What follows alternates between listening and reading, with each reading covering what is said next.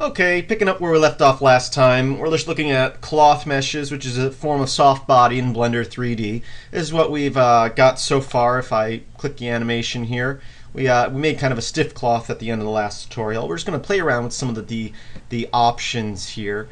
One of the things I'm going to do is I'm going to take this cube and I'm going to scale it down. And I'm going to take the cloth and I'm going to turn it into silk.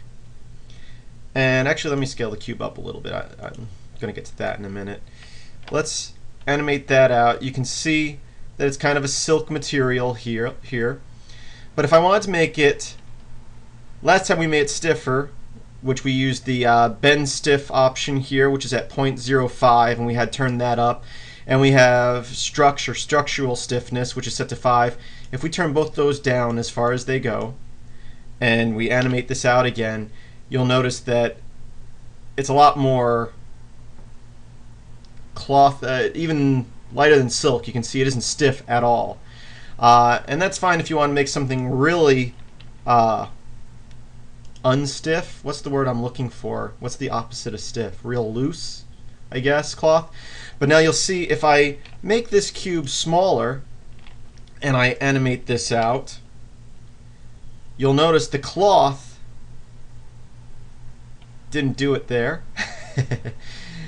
What I wanted it to do. Let's see.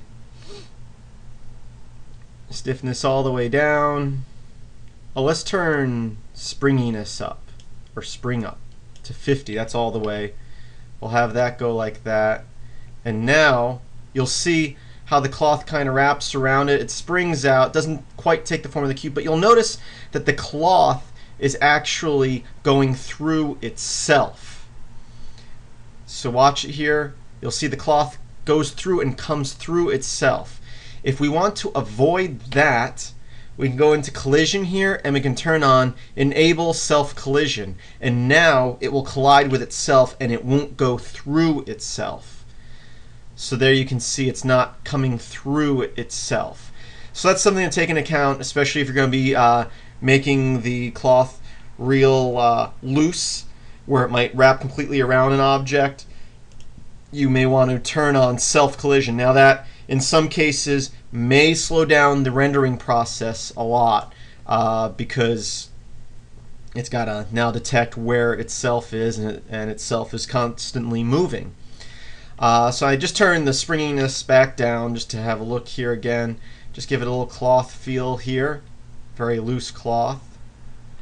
Now another thing we can do is I can choose the cube here. I can hit I and I can set a keyframe for the location, rotation, and scale.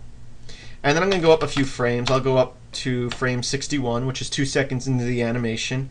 I'm going to grab the cube, move it up, over, and I'm even going to rotate it a bit.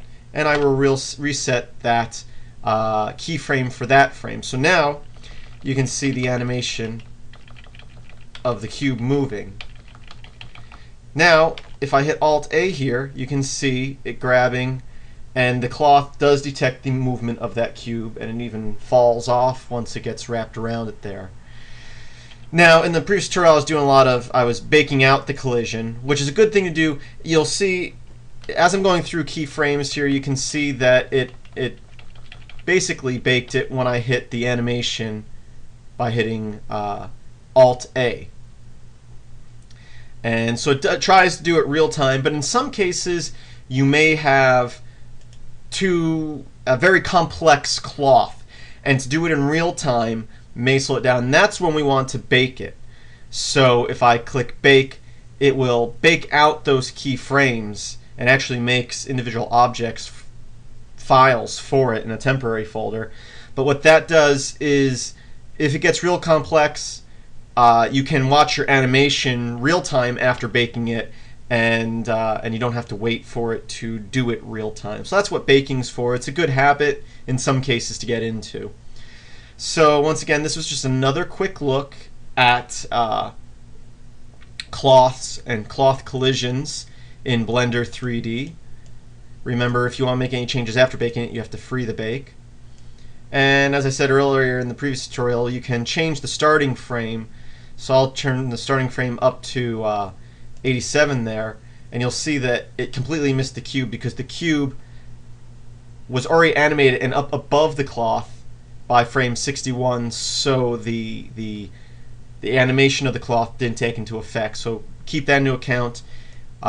You can set different start time and end time, but make sure that your animation of what you want to collide with coincides with that. So once again, this was a quick look at cloths, which is a form of soft bodies in Blender 3D. This makes it a lot easier. It wasn't that long ago you didn't have the cloth option, you only had soft body options, which can accomplish the same thing, but you have to do everything manually. The nice thing about the cloths is that it has the presets and a very basic interface. So thank you for watching this tutorial. Keep on watching. I have more on cloth body materials coming up in the near future. And visit filmsbykris.com for more tutorials on Blender, video editing, programming, and just basically anything open source that I know about, all broken down into playlists. So that's Films by Kris, Kris with a K. The link is in the description. Have a great day.